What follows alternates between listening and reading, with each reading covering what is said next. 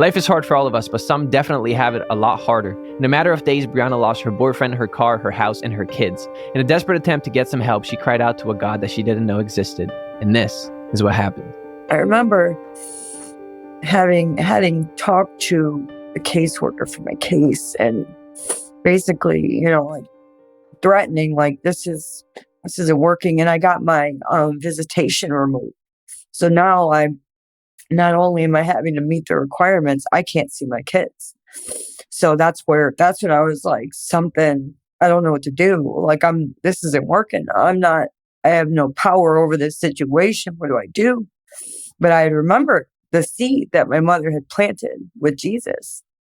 So I remember going over to her house and just crying to her, just wanting to talk about Jesus, just wanting to, I believed her. I believed her in her experiences with Jesus. And I knew that I couldn't do anything with this situation. Like, all right, let's try this. Let's try Jesus because this isn't working. And that's when I went over to her house, and she was in this like really open spiritual state, in hindsight. And I'm not exactly sure what was said between her and I, but I was crying, and she told me, "You have a speck in your eye, Bri. You have, basically saying you had something on you." And I said, "What do you mean? What are you talking about?" And at the same time, now I think about it, my mother started like prophesying about my life. Like, you're going to be okay. You're going to have everything you need. You're going to have a husband. You're going to, and I'm just like, when, why? Like, what do you mean? And then she told me to lay on her bed, and she put her hands on me, and she was like pressing on me. It was like, kept saying, "Get off of her, get off of her." And at that exact moment, it felt like something was wrapped around my abdomen and was stopping my ability to breathe. I remember that. It felt just like someone was squeezing the life out of me. And next thing I know, something shot through her, and I dropped to the floor. And when I dropped to the floor, I'm on the floor. My mother's standing up at this point. I'm looking up at her. I don't know what's happening because I don't understand why I just got knocked to the floor when my mom barely touched me, right? And I no longer saw her anymore. At that exact moment, I saw Jesus. Not every little detail in his face. I just knew it was him. And there was like light around him, and he was pointing at me, and the only thing he said was, "I'm coming." And then he like went through me. And following in those next few seconds, I felt this, it all came to me, the second coming, like the fear of it. I felt the overwhelming fear of it. And then I started to panic. I started to panic all over the place. I was sweating profusely and just kept saying, "I got to warn them. I have to warn them. I have to warn them." And, until I could get a grip on what had just happened, because I didn't understand fully, like, what is going on? Am I crazy now? Right.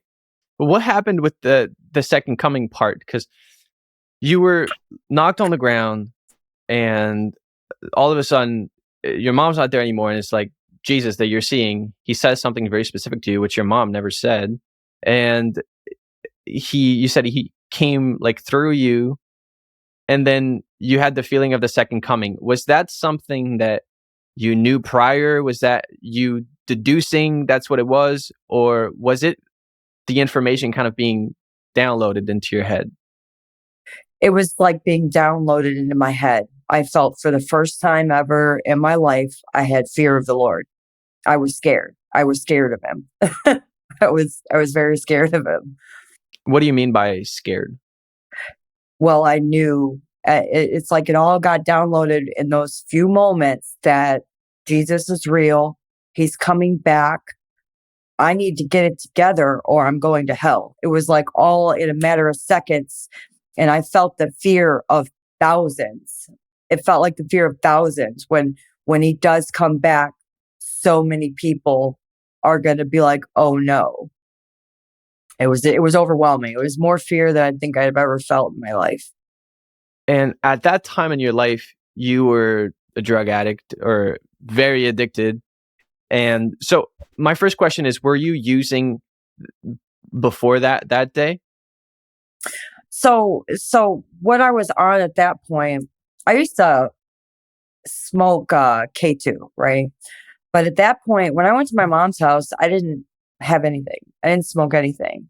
I think I was going to this place for outpatient treatment, where they put me on Suboxone for withdrawing from opioids because I had like a pill addiction at one point, and I had been on that for quite some time. Quite some time. It didn't cause any hallucinations, but at the point I was at my mom's house, I quite honestly, I was almost in a state of like withdrawal because I hadn't taken anything. I was just that deeply disturbed.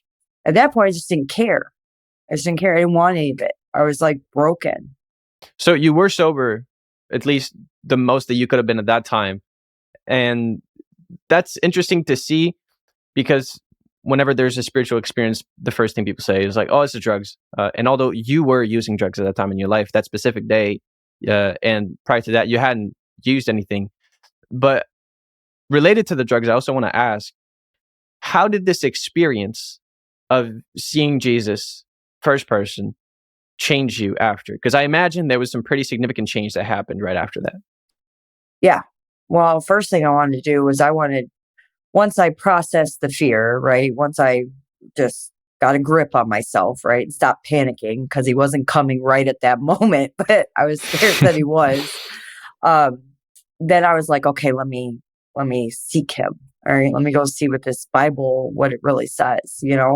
So then I started attending church.